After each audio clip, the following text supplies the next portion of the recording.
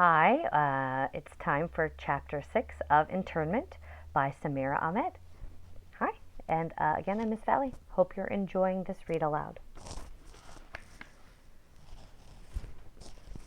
Chapter 6 Independence, California.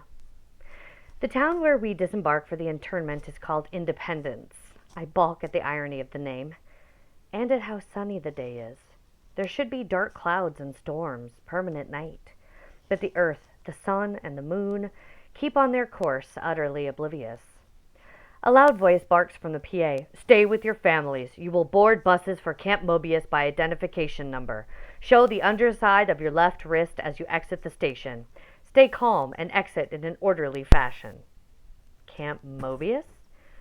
I guess that's what they're calling it. They give it a name, like it's a summer sleepaway camp and not a prison. "We're in the first group. Let's get in line." My dad walks numbly forward. "How can you be so calm about this?" I hiss at my parents.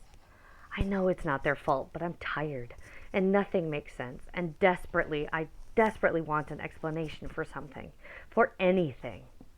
My mom takes my elbow. "Layla, enough." My mom's voice is low, but not soft. "We're not calm like we're meditating. We're keeping our cool so we don't get shot. Understand?" "They're not going to shoot us. We're American citizens. They can't." "Our government is jailing us because of our faith," a voice from behind me says. I spin around to face a girl who looks about my age. "They can do whatever they want. They already are. It's a brave new world." We haven't gotten to that book on the syllabus yet," I say. "What happens?" Spoilers." The girl grins.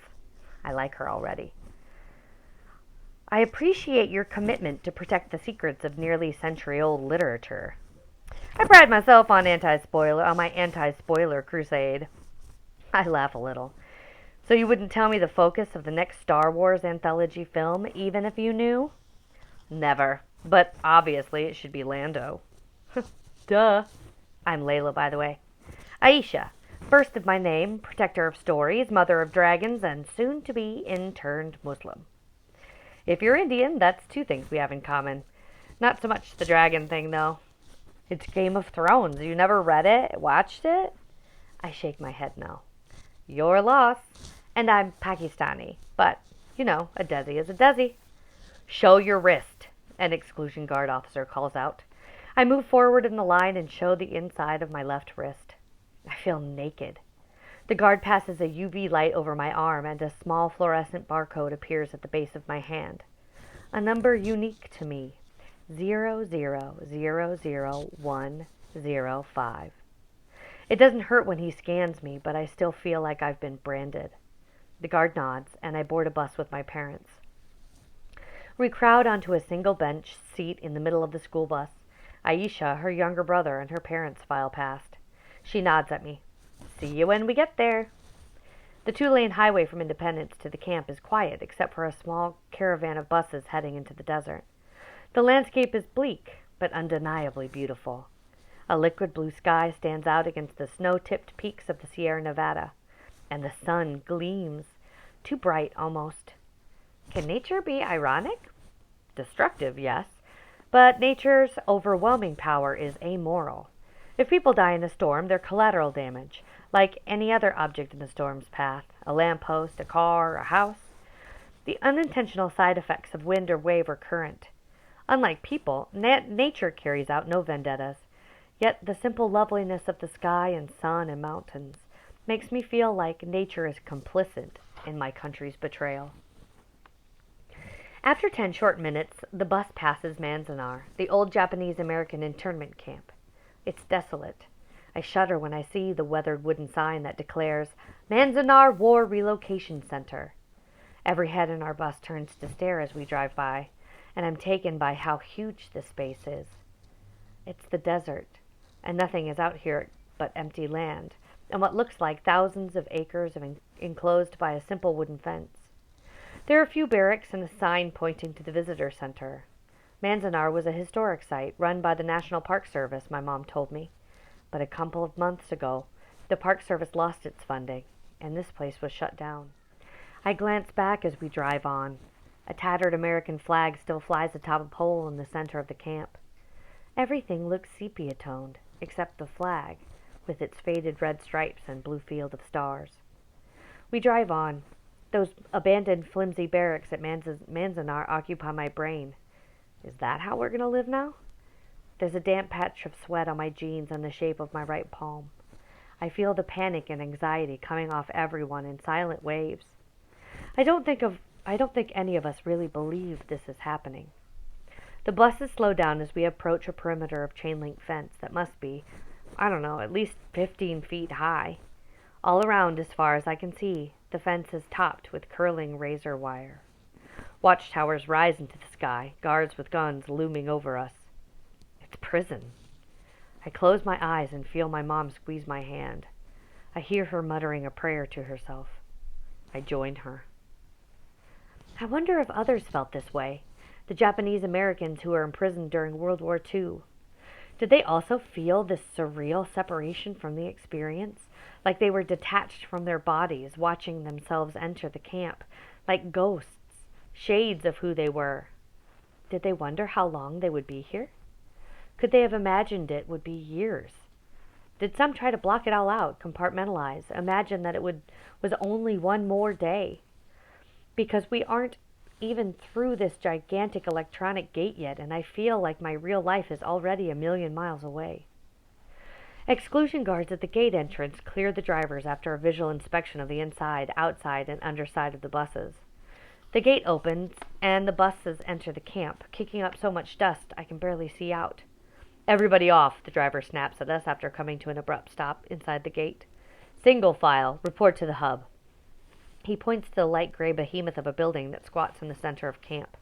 Register by last names and get your quarters assigned. Like leashed zombies, a few hundred of us stagger toward the largest building on the site. Families walk in tight huddles, arms around each other. Lots of brown and black faces, like you'd see at a mosque. There's also Muslims here who could pass as white, probably of Arab or Persian descent. White, but without all the privilege. One detail that's impossible to miss? Just like in the train station, every person with a gun is white. And not white like maybe they're Bosnian. The kind of white that thinks internment camps are going to make America great again. The hub is marked by an American flag fluttering 50 feet up in the air and large black plastic letters above the door. Mobius. Exclusion Authority bureaucrats mill around on their phones amid a heavy presence of armed exclusion guards. Some authority guys step in and out of gray modular buildings attached to the hub. An office of some sort? As we proceed to the hub, I start to understand the extent of the camp and how razor-wired sky-high security fence pens us in for miles. Cameras trained on us. And there are rows and rows of FEMA trailers. I've seen them on TV before, the trailers the government puts up for people who've lost their home in natural disasters. But now the natural disaster is being Muslim. My vision clouds. I blink against the dust and my knees buckle a little. I grab onto my dad's arm. Every muscle in his arm is taut. He straightens his backpack. He and my mom are holding hands, and I catch them looking at each other. They're run down. The few wrinkles they have are highlighted by this dust that's blowing everywhere. They look so small, so human. When you're a kid, you think your parents are invincible and all-knowing. And then you start to grow up and realize that they're simply flawed human beings trying to make their way in the world the best they can. We all look like ants marching in this dust straight into a giant trap where we'll be stuck, or where we'll be fed poison that we inadvertently spread to the rest of the group. I bite my lip, but I don't even feel it. What's the thing people always say about history? Unless we know our history, we're doomed to repeat it? Never forget? Isn't that the lesson? But we always forget. Forgetting is in the American grain. Someone yells out ahead of us. There's some kind of tussle. No, no, no! I hear a boy scream, and then I see him run away from his mom. I suppose it's his mom, a middle-aged woman wearing a bright blue turban-style hijab. The boy with curly chestnut brown hair is maybe 8 or 9 years old. She runs after him and grabs him, speaking to him in Arabic. The crowd parts around them. Then her son hits her in the face. There's a collective gasp from the crowd. When the woman reaches up to her cheek, the boy breaks free, pushes against anyone standing in his way, and starts running back towards the main gate where the bus is entered. He doesn't get far. 3 exclusion guards draw guns and aim them at him. A kid. They're pointing their weapons at a kid. A 4th guard grabs him and pins him to the ground. I'm frozen. I literally cannot move. The action slows down. I hear the muffled screams of the boy's mother as she runs through the crowd, shoving past people, some of whom stumble and fall and curse, adding to the chaos. Please, don't hurt him. He doesn't understand, the mother cries. She claws at the guard who holds her son down. He shoves her off and she falls backward. One of the other guards directs his gun away from the boy and towards the mom. The little boy is crying. The mom's piercing wail seemed to echo through the camp and into the mountains far in the distance.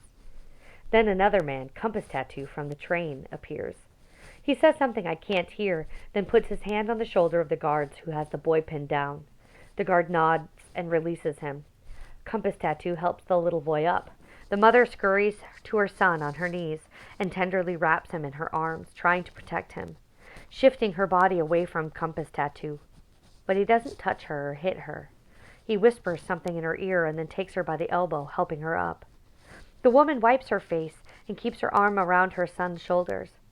The boy's face is blank, expressionless. Quietly, the woman leads him back to their place in line, the murmuring crowd parting to let them through. The guards put away their guns, and one of them shouts, "Show's over!"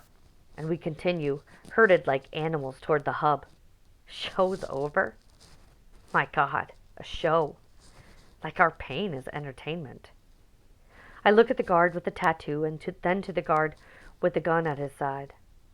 He catches my eye, nods, and takes long strides to a black-suited man who has been watching the scene unfold from a short distance.